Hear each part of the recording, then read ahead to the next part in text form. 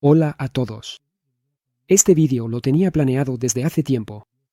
Os pido que lo veáis sin saltaros nada, porque he intentado crear una película que sirva como material didáctico, pero que al mismo tiempo sea interesante y comprensible para todo el mundo. Os agradecería mucho que dejarais comentarios para apoyar el vídeo, que lo valoréis, si podéis, que lo compartáis con vuestros amigos. Se ha invertido muchísimo tiempo y esfuerzo en su creación. En él voy a hablar de procesos que son sencillos, al mismo tiempo, extremadamente difíciles de comprender. Pero intentaré explicarlo de manera que todo quede claro. Son procesos interesantes con los que nos encontramos cada día, pero que a la vez tienen una naturaleza compleja. Desde la historia de los grandes descubrimientos científicos hasta la mística mecánica cuántica. Poneos cómodos, que empezamos. Diodo semiconductor. ¿Qué podría ser más sencillo, verdad? El clásico y fiable diodo, con una sola unión PN, que conduce bien la corriente en un sentido y casi no la deja pasar en el sentido contrario. Por supuesto, los diodos pueden ser muy variados. De baja frecuencia, de alta frecuencia e incluso de frecuencias ultraaltas. Se diferencian por la corriente, el voltaje, el tiempo de recuperación inversa y así sucesivamente. En el caso del diodo de silicio clásico, la caída de tensión directa es de unos 0,6 a 0,7 voltios y aumenta a medida que crece la corriente que lo atraviesa. Existen diodos con barrera Schottky, en los que este valor ronda los 0,2 voltios. Hay fotodiodos, que al iluminar el cristal generan actual. Hay LED cuyos cristales comienzan a emitir luz cuando se les aplica corriente. Hay diodos N que, cuando se conectan de forma inversa, entran en modo de ruptura inversa cuando se alcanza un cierto voltaje, estabilizándolo así. Supresores que se utilizan sobre todo con fines de protección. Diodos láser, cuyo propósito, creo, todo el mundo conoce. Entre la gran variedad de diodos semiconductores, hay al menos uno en el que ocurren procesos que aún hoy pueden ser motivo de acalorados debates entre científicos. Un diodo cuyo funcionamiento no puede explicarse mediante los principios y leyes de la física clásica, ya que la naturaleza de su funcionamiento no pertenece a nuestro mundo y se adentra en el complejo mundo cuántico. Y ese es el diodo Esaki, o diodo túnel. Hoy intentaré sumergiros en la naturaleza de este interesante fenómeno. Sin sobrecargaros con teoría, trataré de explicar por qué este componente es tan único y cómo funciona. Dónde se utiliza, por qué fue creado y también os mostraré su funcionamiento con un ejemplo real. Así que, ¿cómo funciona el diodo cuántico de Esaki? Empezaré, si os parece, por el principio. Delante de vosotros hay una especie de colina, llamémosla barrera. Y esta es una bolita que rueda por la mesa y se encuentra con una barrera potencial en forma de colina. ¿Qué posibilidades tiene la bolita de superar esa barrera? Podría rodearla, pero supongamos que eso es imposible porque no hay caminos alternativos. Si tuviera suficiente energía, la bolita podría llegar a la cima de la barrera y bajar rodando, pero supongamos que no tiene energía suficiente para hacerlo. En nuestro mundo, la bolita tendría que darse la vuelta y regresar, porque el camino está bloqueado. Pero, ¿y si os dijera que la bolita puede simplemente aparecer al otro lado de la barrera, literalmente desaparecer y teletransportarse al otro lado? ¿Dices que es una tontería? Bueno, no. Principios del siglo XIX, más precisamente, 1801, Inglaterra. Uno de los más grandes científicos de la época, Thomas Young, realiza un experimento con la luz. Frente a la fuente de luz colocó una barrera con dos rendijas o huecos similares y detrás de ella se instaló una pantalla de proyección. Según la teoría principal de la época, la luz era una partícula, o al menos eso afirmaba el propio Sir Isaac Newton. Por lo tanto, yo me esperaba ver en la pantalla de proyección dos franjas paralelas de luz. Esa sería la luz que pasaba a través de las rendijas. Y una zona oscura entre ellas, pero lo que ocurrió fue algo completamente distinto. Young vio una serie de franjas de interferencia alternas, lo cual era una propiedad de la naturaleza ondulatoria de la luz. En aquel entonces, Young no sabía nada sobre los fotones, pero con este experimento demostró la naturaleza ondulatoria de un fenómeno como la luz. Casi 130 años después, en 1927, dos físicos estadounidenses, Quinton Davisson y Lester Yerme, realizaron un experimento interesante. En una cámara de vacío se colocó una fuente de electrones y un cristal de níquel, que era bombardeado por electrones.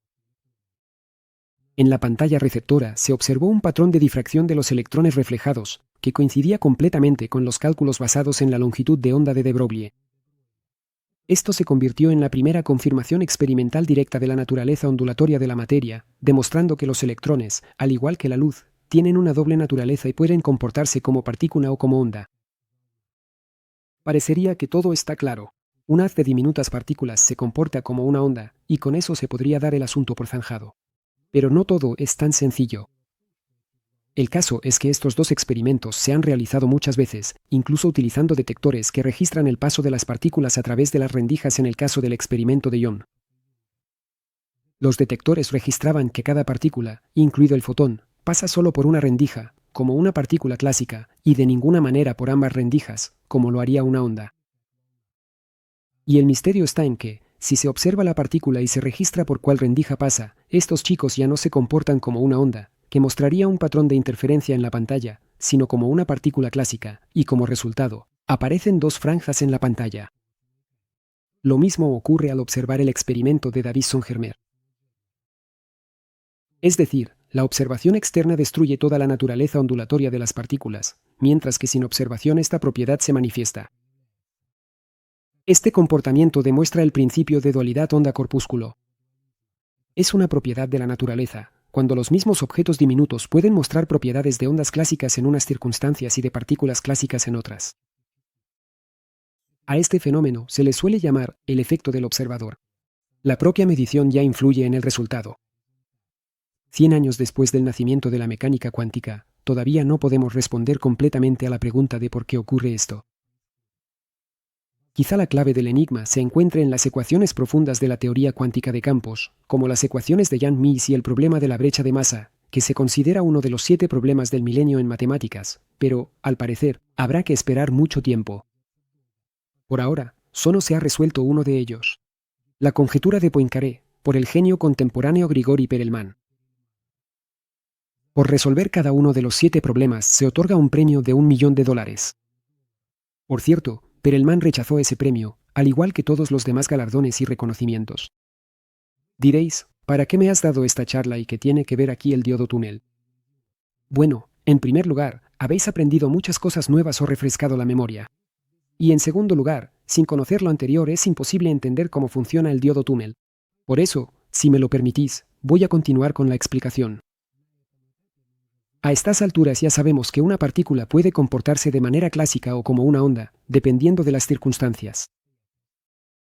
Hemos pasado suavemente a la mecánica cuántica.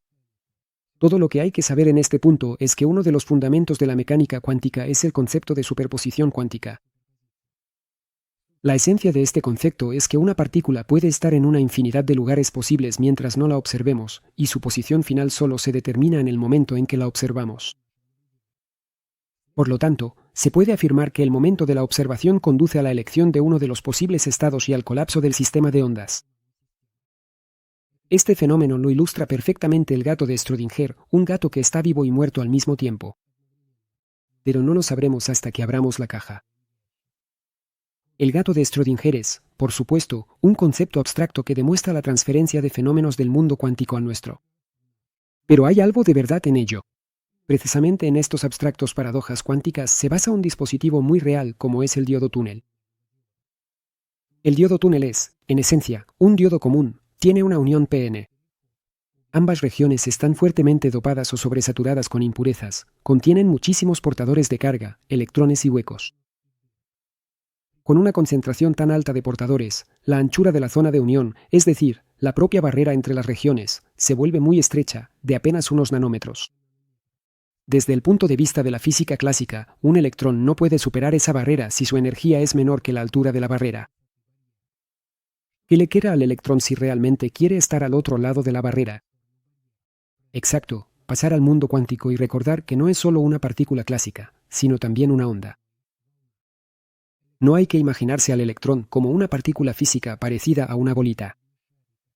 Es un objeto que posee propiedades tanto de partícula como de onda. Tiene energía, pero en sí mismo es un cuanto de materia, descrito por una función de onda. Antes mencioné que, en la física clásica, un electrón no puede atravesar una barrera si su energía es menor que la altura de la barrera. En la física cuántica, la función de onda no se interrumpe, sino que penetra un poco dentro de la barrera. Aunque la mayor parte de la onda se desvanece dentro de la barrera, una pequeña parte logra filtrarse al otro lado, dando una probabilidad distinta de 0 de que el electrón aparezca al otro lado.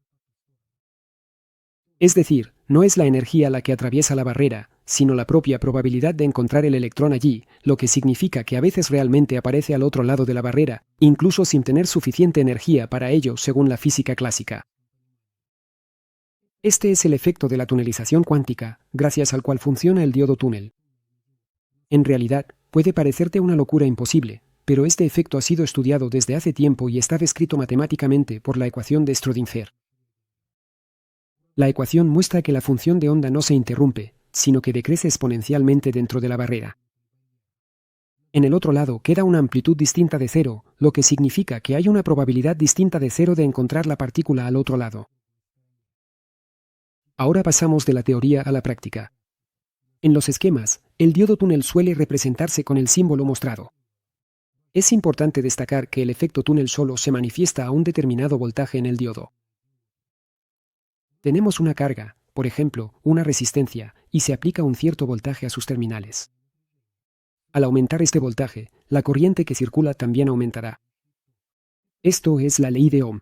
En el diodo túnel, sin embargo, ocurren las siguientes cosas. Si aumentamos el voltaje, la corriente crece como es de esperar. Pero al alcanzar cierto voltaje, sucede algo extraño. La corriente disminuye bruscamente, y si seguimos aumentando el voltaje, disminuirá aún más. Entonces, ¿este proceso contradice la ley de Ohm o incluso la refuta por completo? Me encantaría decir que contra Ohm no hay truco que valga. Y aquí, en un cierto rango de voltajes, nos encontramos con una resistencia diferencial que puede tomar valores menores que 0, pero la ley de Ohm no se viola y sigue describiendo la relación entre la corriente y el voltaje. Pero aquí hay matices. La ley de Ohm describe una dependencia lineal, y en los semiconductores eso ya es todo un reto. Como también ocurre en otras situaciones, la ley de Ohm puede no cumplirse parcial o totalmente. Dejo esta cuestión abierta para que tengáis la oportunidad de debatir en los comentarios. Volvamos al diodo túnel. Si seguimos aumentando la tensión, la corriente volverá a subir. La formulación final de la descripción del funcionamiento del diodo túnel podría ser la siguiente. Con una pequeña tensión directa en el diodo, los electrones atraviesan directamente la barrera estrecha por efecto túnel. La corriente empieza a aumentar. Es decir, el efecto túnel ocurre precisamente en esta etapa, a bajos voltajes. Esta corriente, se podría decir, es la corriente de túnel. También es importante destacar que la barrera es extremadamente estrecha, lo que aumenta la probabilidad de tunelización. Cuanto más estrecha es la barrera, mayor es la probabilidad. La tunelización es posible cuando los niveles ocupados en la banda de conducción de la región N coinciden en energía con los niveles libres en la banda de valencia de la región P. Debido a la dopación muy intensa, estas regiones se encuentran a la misma altura energética, por lo que el electrón puede atravesar el estrecho barrera por efecto túnel sin acelerarse, sin perder energía. Al seguir aumentando la tensión, los niveles de las bandas dejan de coincidir, la tunelización disminuye y la corriente de túnel se reduce, formándose una región de resistencia diferencial negativa. En otras palabras, los niveles mencionados se separan, desaparece la coincidencia energética y el electrón ya no tiene a dónde saltar al otro lado, por lo que la corriente de túnel disminuye. Si se aumenta aún más la tensión, entra en juego el mecanismo habitual de inyección de portadores y la corriente empezará a crecer de forma natural. Es decir, en la característica voltamperimétrica del diodo túnel hay una cierta zona que se suele llamar región de resistencia diferencial negativa. Se llama así porque la característica voltamperimétrica tiene una pendiente negativa. Esta zona aparece cuando el efecto túnel, que genera corriente a bajos voltajes, empieza a debilitarse. En la práctica, esta zona permite obtener oscilaciones y construir, por ejemplo, un generador LC basado en un diodo túnel. En su forma más simple, este generador se vería así. Consta de una fuente de alimentación, el propio diodo túnel, un circuito LC y varias resistencias. La alimentación, en este caso 1,5 voltios, se aplica a un divisor de tensión. Son precisamente estas resistencias las que determinan la tensión en el diodo y están seleccionadas de manera que el punto de funcionamiento se sitúe en la zona de conductancia diferencial negativa. Para que ocurra la magia.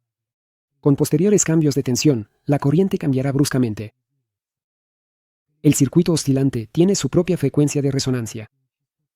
En la zona de tunelización activa, la corriente a través del diodo es alta y carga el condensador del circuito. Luego, cuando el diodo pasa a la zona de resistencia diferencial negativa, la corriente cae bruscamente y el condensador comienza a descargarse a través de la bobina. En ese momento, se generan oscilaciones en el circuito. La polaridad de la tensión en el condensador cambia. Primero es directa, luego, debido a la autoinducción de la bobina, se invierte. El diodo túnel proporciona la realimentación para estas oscilaciones. En el momento en que la corriente cae, el circuito LC recibe un impulso energético y continúa oscilando. Es importante entender que, al principio, en este sistema existen microoscilaciones y ruidos. El proceso de carga y descarga del condensador cambia la tensión en el sistema, formando saltos y picos, lo que provoca cambios en la corriente a través del diodo túnel. Es decir, se puede decir que el diodo y el circuito se apoyan mutuamente en su funcionamiento. Teniendo ya un generador listo, nada impide construir un transmisor de señal de radio basado en él. Hace tiempo yo mismo jugueteaba con este tipo de transmisores, e incluso quedaron algunos artículos en el foro Payalnik. Ahora mismo tienes delante una de las variantes más sencillas de estos transmisores. Por supuesto, funciona e incluso emite. No me voy a detener en la propia construcción, pero si os interesa, puedo hacer un vídeo aparte sobre transmisores con diodos túnel. Los diodos túnel se han utilizado en muchos ámbitos. Para construir circuitos lógicos rápidos en transmisores, generadores, amplificadores, y así sucesivamente. El modo en que funcionan depende de dónde se sitúe el punto de trabajo en su característica voltio-amperio. En la zona de resistencia diferencial negativa, el diodo genera oscilaciones, si está en el límite, amplifica, y si está en la transición entre estados, conmuta. Pero sigue quedando la duda sobre las complicaciones del diodo túnel. ¿Para qué sirve, si todo lo mencionado antes se puede construir también con transistores? La respuesta a esta pregunta nos lleva a 1957, cuando el físico japonés Leo Esaki inventó el diodo túnel, por el que, 16 años después, en 1970, recibiría el premio Nobel. Por cierto, Esaki sigue vivo hasta hoy. Este año ha cumplido 100 años. Pues bien, los transistores de aquella época, de finales de los años 50, podían funcionar a frecuencias de decenas y cientos de kilohercios. En raras ocasiones, la frecuencia superaba los 10 megahercios. El tiempo de conmutación de estos dinosaurios era considerable. En cambio, el diodo túnel es capaz de conmutar rápidamente. Extremadamente rápido, en un tiempo inferior a un nanosegundo. Para él, se alcanzaron frecuencias de decenas e incluso cientos de gigahercios, lo que permitió utilizarlos en los equipos más modernos de comunicaciones a larga distancia y en lógica ultrarrápida. El principio de funcionamiento de un transistor convencional se basa en el movimiento de portadores a través del volumen del semiconductor, mientras que el del diodo túnel se basa en la tunelización instantánea sin difusión. Por eso, en cuanto a velocidad y frecuencia, los diodos túnel no tenían rival, ni de lejos. Pero al cabo de un par de décadas, todo cambió.